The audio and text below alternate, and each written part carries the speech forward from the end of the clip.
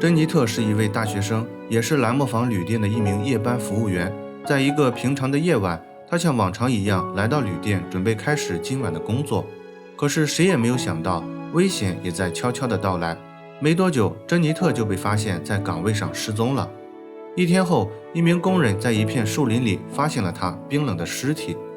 由于缺乏线索，这起案件在经过数月调查后，最终宣布以失败告终。从此，他就慢慢淡出了人们的视线。直到几十年后，一位电影系的老师把他的故事拍成了一部纪录片。影片在上映后，在当地引起了巨大的反响，同时也让警方下定决心要解决这起悬而未决的案件。可是，当真相大白的那天，所有人都震惊了。当时20多人亲眼目睹了这一切，但是却没有一个人站出来。那么，究竟发生了什么？接下来，让我们走进这起案件。大家好，我是大熊。今天分享的案例发生在美国密西根州荷兰小镇，这里位于密西根州西部，是著名的旅游城市之一。1847年，由荷兰移民命名为荷兰村，当地的居民多数都是欧洲荷兰的后裔，小镇街道上的名字也都是以荷兰的城市命名的。这里不仅保留了荷兰的建筑风格和民俗传统，同时还拥有繁华的市中心和美丽的湖畔，因此它也被誉为是美国风情与荷兰传统的完美交融之地。案件主人公珍妮特·钱德勒出生于1956年5月29日，案发时22岁。珍妮特生活在一个非常保守的基督教家庭，受到父母的影响，年幼的珍妮特很快也建立了自己的信仰。她从很小就开始跟随父母去教堂，因此她也成为了一名虔诚的基督徒。小时候的珍妮特接受了良好的教育，并且在艺术方面表现出了过人的天赋。她熟练使用各种乐器，唱歌跳舞样样也都非常拿手。她最终的梦想是可以搬到纽约发展她的演艺事业。珍妮特是父母的骄傲，因此她的父母对她非常严格，在某种情况下甚至有些苛刻。她不被允许在任何人家过夜，更不允许喝酒，甚至如果她的朋友父母有喝酒的习惯，她也会被禁止与这种朋友来往。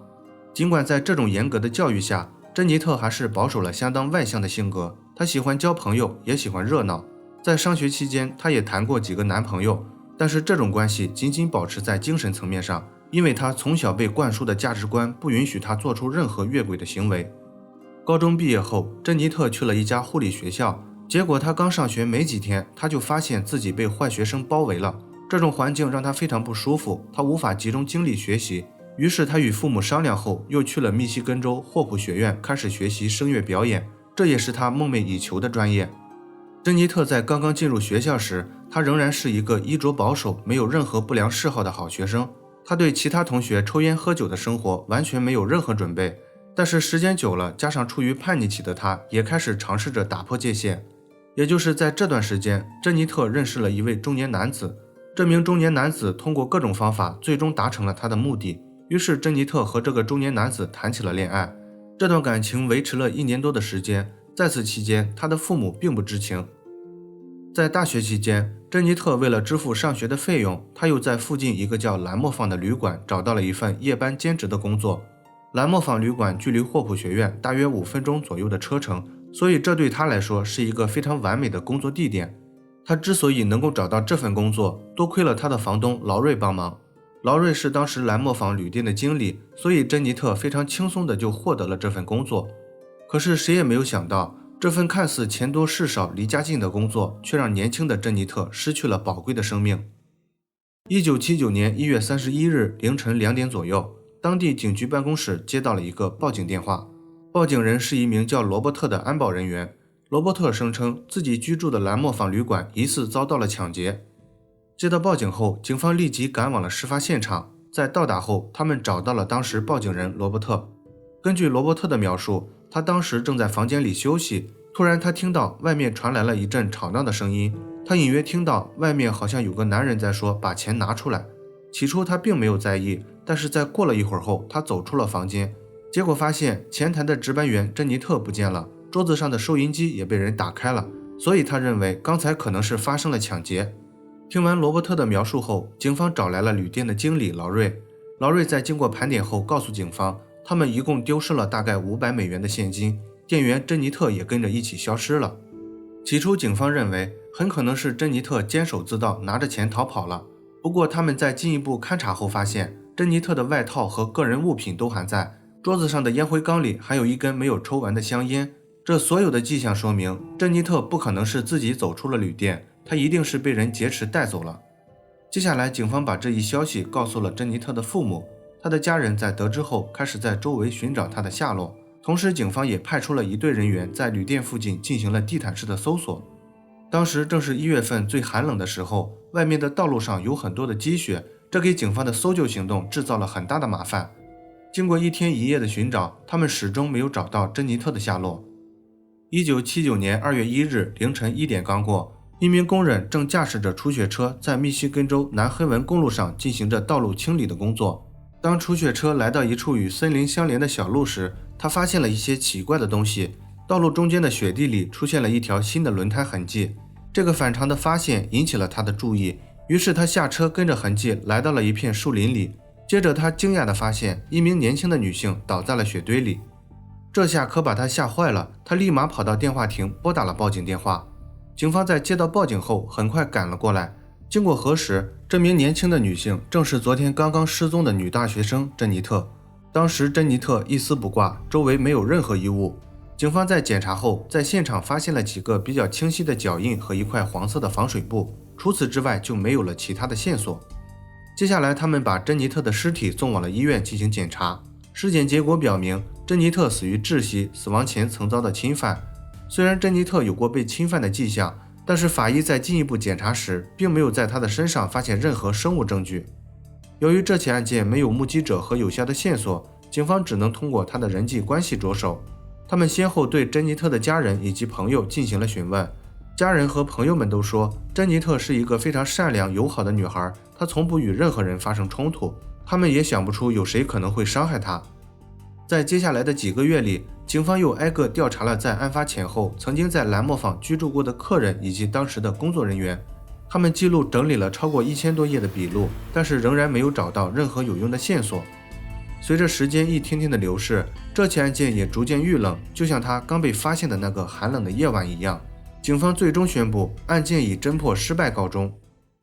时光飞逝，转眼来到了2003年，这时距离案发已经过去24年了。珍妮特的母校霍普学院的一名电影系老师在查阅资料时发现了这起一直未能解决的案件，随即他便产生了拍摄一部纪录片的想法，他想通过这部纪录片唤起人们的回忆。于是这名老师带领着8位学生采访了珍妮特的父母以及当年办案的警察。在经过4个月的制作后，一部名为《谁杀死了珍妮特·钱德勒》的纪录片在当地的剧院上映了。毫无疑问，这部纪录片引起了巨大的轰动，当时的人们都在议论着这起一直未能解决的案件。由于舆论声音越来越大，这也引起了当地警方的注意，其中一些年轻的警察通过观看这部纪录片也有了重新调查的想法，于是他们向州警局做出了申请。2004年，一支由多人组成的悬案侦破小组成立，珍妮特遇害案在沉睡了25年后终于又迎来了希望。虽然现在的技术有了很大的发展，但是这起案件留下的线索非常少，并且也没有凶手的任何生物证据，这也就意味着警方只能使用最笨的方法来调查这起案件。调查的第一步，首先要了解珍妮特的个人生活。警方从珍妮特一个从小就认识的朋友那里得知，珍妮特在大学期间曾经谈过一个男友，这个男友就是开头提到过的那个中年男人。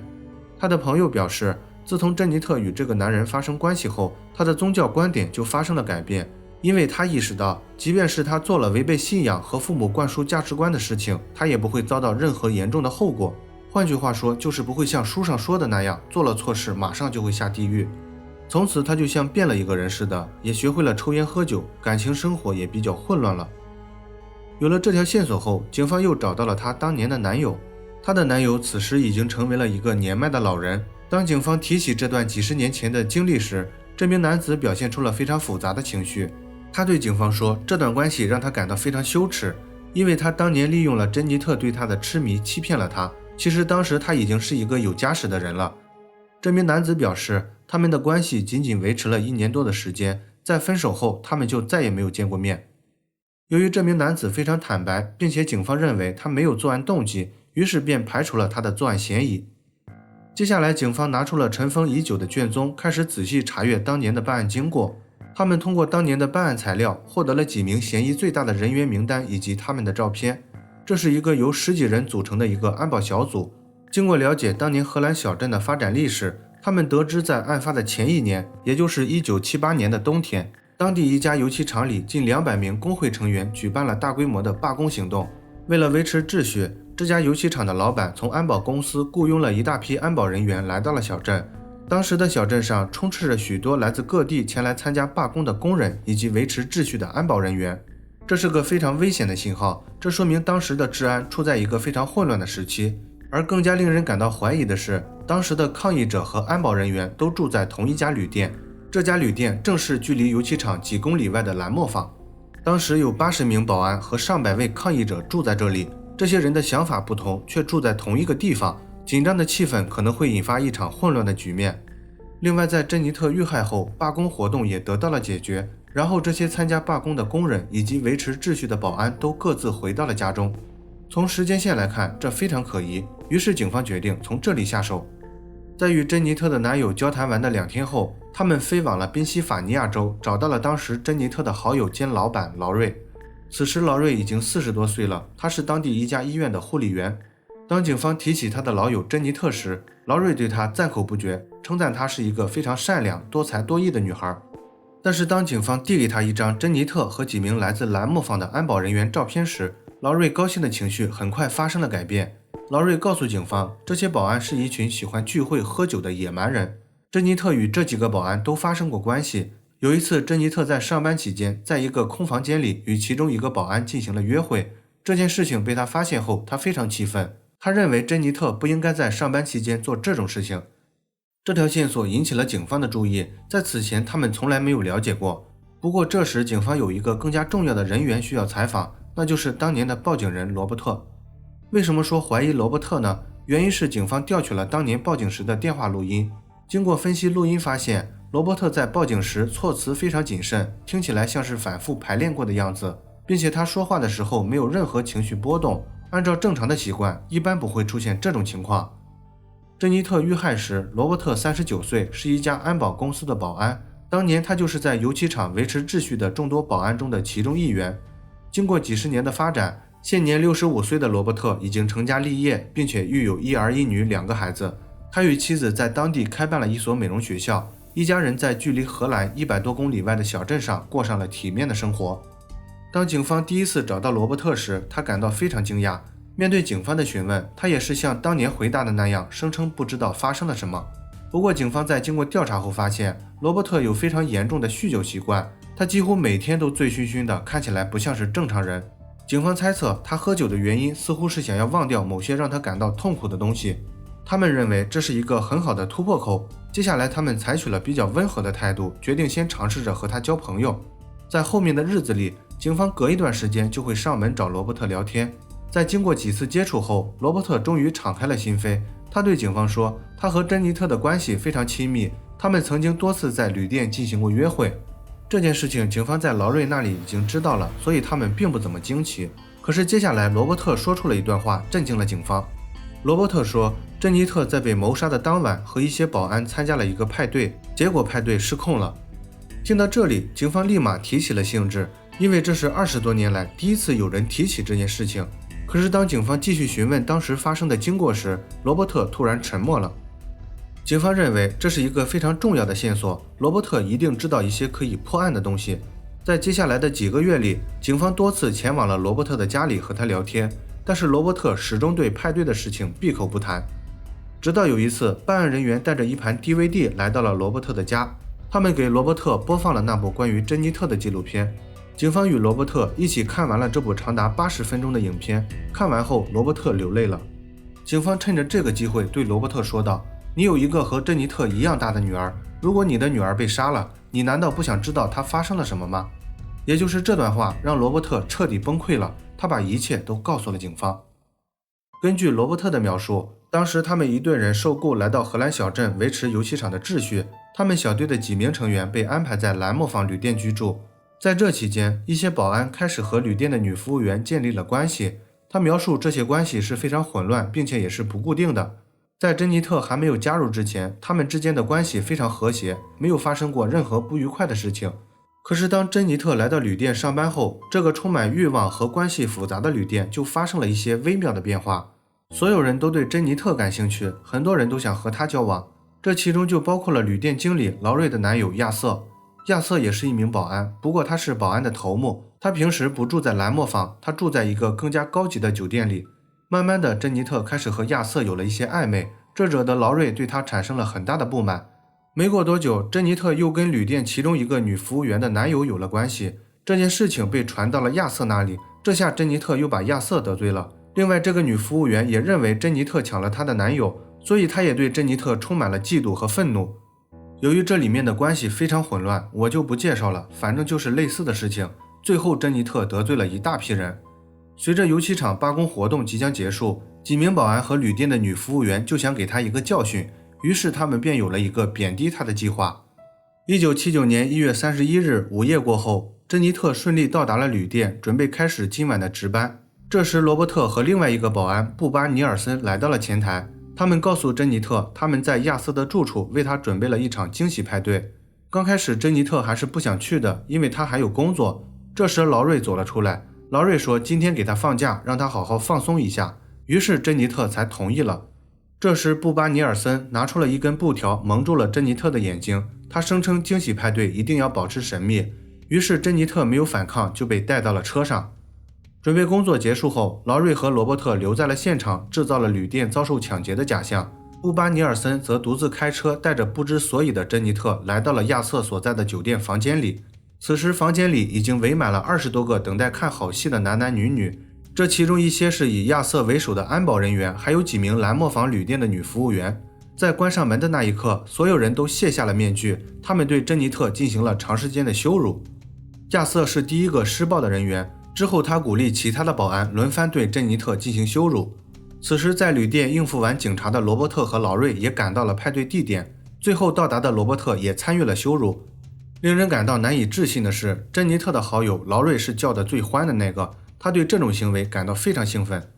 最终导致珍妮特去世的人是罗伯特，当时劳瑞和亚瑟目睹了这一切，他们对罗伯特一阵臭骂，声称他搞砸了。在珍妮特去世后，原本欢乐的气氛戛然而止，恐惧传遍了整个宾馆。最后亚瑟让所有人都参与了清理现场，他们销毁了所有的证据，另外他们还对珍妮特的尸体进行了仔细的清理。之后罗伯特开车把珍妮特丢到了距离派对地点60多公里外的一处树林里。